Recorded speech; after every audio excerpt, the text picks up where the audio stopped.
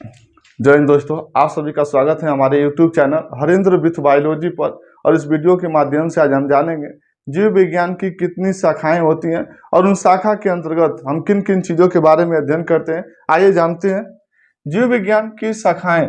तो जीव विज्ञान की शाखाएं को मुख्यतः तीन भागों में बांटा गया: जंतु विज्ञान, वनस्पति विज्ञान, सूक्ष्म जीव विज्ञान। जंतु विज्ञान को इंग्लिश में हम जूलॉजी कहते हैं और जूलॉजी एक ग्रीक भाषा का शब्द है। अगर देखेंगे जूलॉजी दो शब्दों से मिलकर बना है, जून और लोगोस। तो जून का अर्थ होता है जानवर, लोगोस का अर्थ होता है अध्ययन। अर्थात ये कह सकते हैं कि जानवर का अध्ययन करना ही जंतु विज्ञान कहलाता है। ये भी कह सकते हैं कि जीव विज्ञान की वो शाखा जिसके अंतर्गत हम जानवर के बारे में अध्ययन करते हैं जंतु विज्ञान कहलाता है।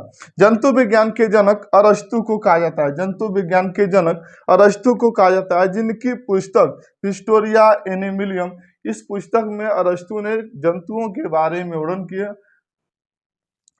दूसरी जो शाखा है जीव विज्ञान की, वनस्पति विज्ञान, जिसे इंग्लिश में हम बोटनी कहते हैं। ये जीव विज्ञान की दूसरी शाखा है वनस्पति विज्ञान, जिसे हम इंग्लिश में बोटनी कहते हैं।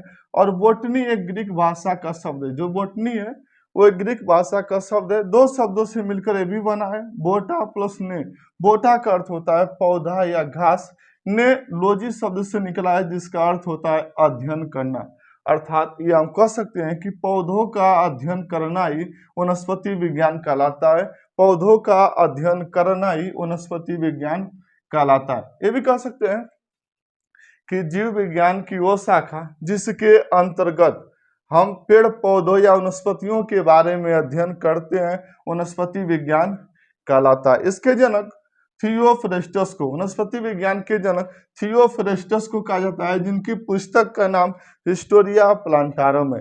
ये थियोफ्रेस्टस द्वारा लिखी गई पुस्तक है जिनमें पौधों के बारे में इन्होंने वर्णन किया है।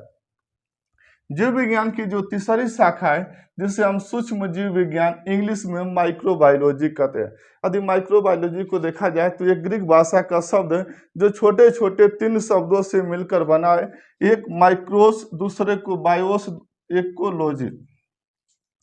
माइक्रोस का अर्थ होता है छोटा, बायोस का अर्थ होता है जीव, लॉजिस का अर्थ होता है अध्ययन। अर्थात ये कह सकते हैं कि छोटे छोटे जीवों का अध्ययन करना या छोटा जीव का अध्ययन करना ही सूक्ष्म जीव विज्ञान कहलाता है। अर्थात ये कहेंगे जीव विज्ञान की वो शाखा जिसके अंतर्गत हम छोटे छोटे जीवों के बारे में अध्ययन करते हैं सूक्ष्म जीव विज्ञान माइक्रोबायोलॉजी कहलाता है, जिसके जनक लिवेनाक को कहा जाता है। तो ये मुख्य रूप से रही जीव विज्ञान की शाखाएं। तीन भागों में बांट कर पढ़ा गया: जंतु विज्ञान, वनस्पति विज्ञान, सूक्ष्म जीव विज्ञान। मिलते हैं फिर अगले वीडियो में एक अच्छे टॉपिक के साथ।